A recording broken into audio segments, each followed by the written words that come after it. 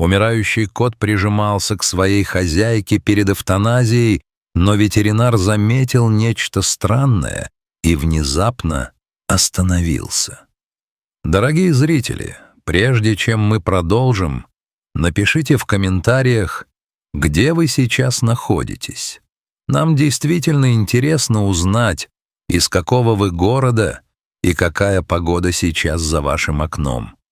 Приятного просмотра. Над ночным ветеринарным центром в пригороде Гданьска висел густой холодный туман. Город засыпал, но в окнах клиники все еще горел тусклый стерильный свет. Дверь тихо скрипнула, и в приемный покой медленно вошла изможденная Ирина. В ее руках, завернутый в старое фланелевое одеяло, лежал Макс, ее верный друг на протяжении последних 14 лет. Его тело казалось почти невесомым, словно жизнь уже начала покидать эту хрупкую оболочку. Дыхание кота было едва заметным, свистящим. Грудь поднималась с таким трудом, будто каждое движение стоило ему невероятных усилий. Глаза Макса оставались приоткрытыми, но взгляд был стеклянным, отсутствующим. Казалось, он уже не здесь, а где-то на пороге иного мира. Ирина, сгорбленная под тяжестью бессонных ночей, чувства вины и разрывающего сердце страха, молча прошла в процедурный кабинет. Она чувствовала себя предательницей. «Я веду его на смерть», — эта мысль пульсировала в ее висках. В кабинете их ждал доктор Алекс Новак. Он готовился к процедуре эвтаназии, стараясь сохранять профессиональное спокойствие. Алекс повидал многое, но даже его сердце сжалось, когда он увидел эту пару. По напряженному выражению лица врача было видно, картина намного тяжелее, чем он ожидал. Он наполнил шприц, проверил жгут и подошел к столу. И в этот момент произошло то, что заставило время замереть. Макс, который последние 3 часа не подавал признаков сознания, вдруг медленно пошевелился. Он с трудом поднял передние лапы и, дрожа от слабости, неуклюже прижался к Ирине. Он уткнулся мордой ей в грудь, в то самое место, где под курткой бешено билось ее сердце. Это было похоже на последнюю, отчаянную попытку обнять того, кого он любил больше всего на свете. В кабинете воцарилась мертвая тишина. Даже ассистенты, которые за годы работы видели сотни подобных прощаний, замерли, боясь спугнуть этот священный момент. Воздух в комнате будто стал плотнее. Алекс уже поднес шприц к катетеру, но вдруг замер. Он внимательно посмотрел на то, как кот прижался к хозяйке. В этом движении было не только прощание.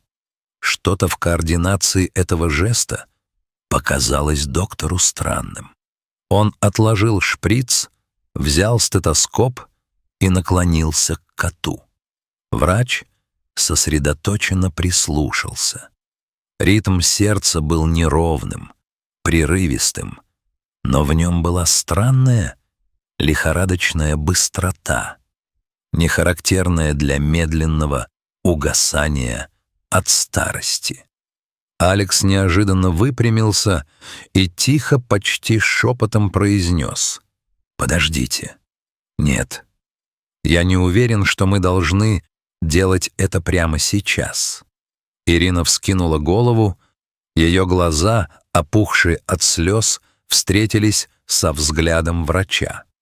Алекс снова приложил стетоскоп, проверил реакцию зрачков на свет фонариком, а затем быстро ощупал лимфоузлы и живот кота. «Принесите термометр, портативный анализатор крови и экспресс-набор для биохимии. Живо!» — скомандовал он ассистенту. Впервые за долгие дни в душе Ирины затеплилось что-то помимо беспросветного отчаяния. Осторожная, почти запретная надежда.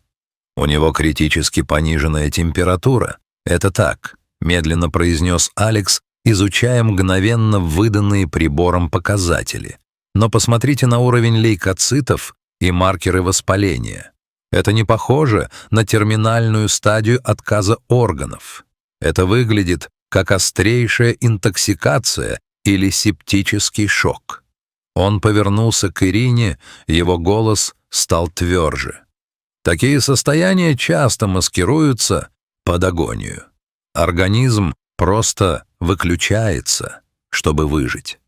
Если мы сейчас начнем агрессивную терапию, есть шанс, что мы сможем развернуть этот процесс вспять». Ирина с трудом сглотнула и прошептала: «Инфекция? Но он просто перестал есть, перестал встречать меня. Я думала, что это просто старость забрала его силы».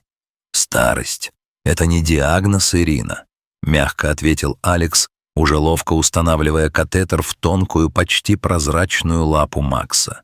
«Иногда болезнь просто выбирает удачный момент, чтобы нанести удар». Следующие несколько часов превратились в настоящую битву. Макса подключили к капельницам с подогретыми растворами, ввели мощные антибиотики и обеспечили подачу кислорода. Алекс не отходил от пациента, постоянно проверяя давление и сердечный ритм. Ирина сидела на низком стуле рядом, не выпуская лапу кота из своих ладоней. Она шептала ему о том, как они пойдут гулять в сад, как он снова будет греться на подоконнике в лучах утреннего солнца. Время тянулось вязко, как смола. В коридорах клиники гас свет, дежурные врачи меняли друг друга, а за окном забрезжил холодный серый рассвет. Около 5 утра Макс вдруг глубоко вздохнул и облизал пересохший нос. Его уши, до этого безжизненно прижатые, едва заметно дернулись на звук голоса Ирины. «Смотрите», — улыбнулся Алекс, — «он возвращается к нам. Его организм принял помощь. Следующая неделя стала для Ирины временем восстановления. Она проводила в клинике по 10 часов в день. Она принесла его любимый старый плед, пахнущий домом, и маленькую игрушечную мышку, которую Макс когда-то гонял по всей квартире. С каждым днем кот становился крепче. Сначала он начал слизывать лечебный паштет с пальцев хозяйки, затем, впервые за долгое время, замурчал, когда она чесала его за ушком. Весь персонал клиники приходил посмотреть на кота, который передумал уходить. Медсестры ласково называли его «наш упрямый боец». Когда пришли окончательные анализы, подтвердившие, что инфекция полностью побеждена, Алекс Новак лично вышел поздравить Ирину. «Вы знаете», — сказал он, поглаживая Макса, который уже уверенно стоял на столе, «если бы он не обнял вас в тот момент, я бы нажал на поршень шприца. Он сам спас себя, подав мне знак». День выписки стал настоящим праздником. Когда Ирина выносила Макса из клиники, на улице уже вовсю хозяйничала весна. Воздух пах свежестью и новой жизнью. Кот прищурился на солнце, его шерсть снова стала лосниться. Ирина прижала его к себе, вдыхая родной запах, и прошептала: «Спасибо, что не отпустил меня. Теперь я точно знаю, у нас впереди еще много счастливых рассветов». Дорогие наши зрители, что вы думаете об этой истории? Случались ли в вашей жизни подобные чудеса с вашими питомцами? Поделитесь своими трогательными рассказами в комментариях. Мы читаем каждый из них. А если эта история согрела ваше сердце, не забудьте поставить лайк и подписаться на наш канал, чтобы не пропустить новые видео о доброте и преданности. До новых встреч!